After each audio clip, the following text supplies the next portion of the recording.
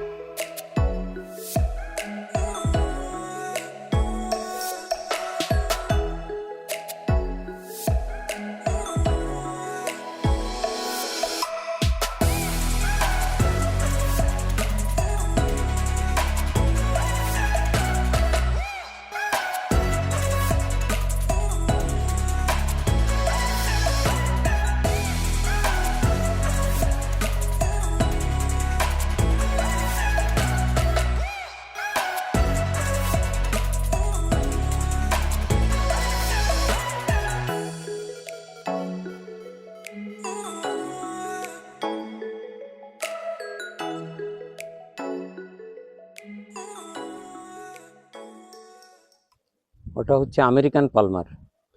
এই আমেরিকান পালমারে গাছটা, এটাও এবার প্রথম বীজ। আমেরিকান পালমারের কে দেখতে কেমন, সঙ্গে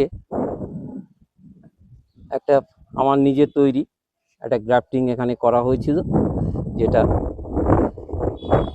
আমি ঝড়ের জন্য একটু বেঁধে রেখেছি এখানটায়। এই যে এই আমটা হয়েছে, এটা হচ্ছে কাটিমন, কাটিমনের ডিজাইন। এই যে কাটিমন এখানে গ্রাফটিং করা আমার, এটাও প্রথমবার এলো। এ হচ্ছে আমার আমেরিকান পালমার। বেশ কতগুলো আম এবং প্রচুর আম ছিল, যেটা গরমে এখন ম্যাক্সিমাম ঝরে গেছে, মানে 90% ঝরে গেছে, 10% হয়তো আছে, 10-12টা। ওপাশে ব্যাগিং করাও আছে। এই ব্যাগিংয়ে আমাকে মানে দারুণভাবে তাপ থেকে বাঁচিয়েছে। সেই সঙ্গে একই গাছে আমার কাটিমন, এই হচ্ছে কাটিমন আম। অনেক, এই একটাই আমি গ্রাফটিং করেছিলাম এখানটা, এই যে গ্রাফটিংটা দেখা যাচ্ছে এই এখানে, এই যে গ্রাফটিং, এইটা এখন ঝুলে অনেকগুলোই হয়েছিল, একটাই টিকে আছে। এই আর নেক্সট হচ্ছে আমার রেড পালমার। এবার 4টি আম আছে, এই দেখুন এই ঝুলছে। এতেও প্রচুর এসেছিল মুকুল, সবই ছাতার মতো আমার গাছগুলো। আমি প্রুনিং করে এমনি সুন্দর করে, এও 2.5 বছরের গাছ। এই কালার আসতে শুরু করেছে, রেড পালমার। আর এপাশে হচ্ছে কাটিমন। আগের বারে মুকুল একদম বাঁচাতে পারিনি, আবার নতুন করে মুকুল এসছে, সব গুটি আছে, এই যে মুকুল আসছে আবার। এটা 12 মাসই কাটিমন, প্রচুর আবার আসছে, এবার গুটি এসছে, আবার মুকুল আসছে।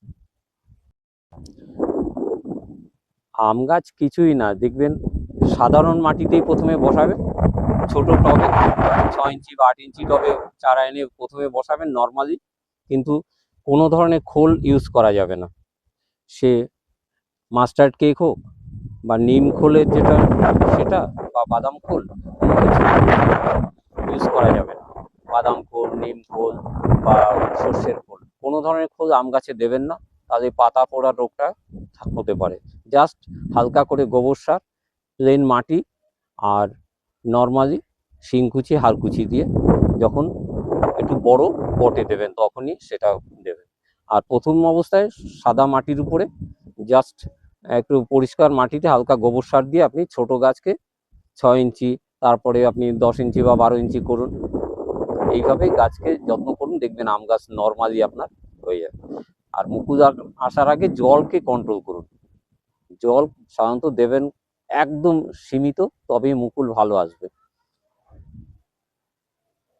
আগের আমার ভিডিওতে দেখেছেন আঙুরের ব্যাপারটা, সেই রেড গ্লোব, সেই স্বপ্নের আমার ছাদ বাগানে আবার দেখুন, এবারও সেই ছাদ বাগানে এবার আঙুরগুলো বেশ কালার, বেশিরভাগ থোকাতেই পুরোপুরি কালার এসে গেছে, এবং রেড, এটা কালো নয়, এটা লাল হবে, রেড গ্লোব জাতটা।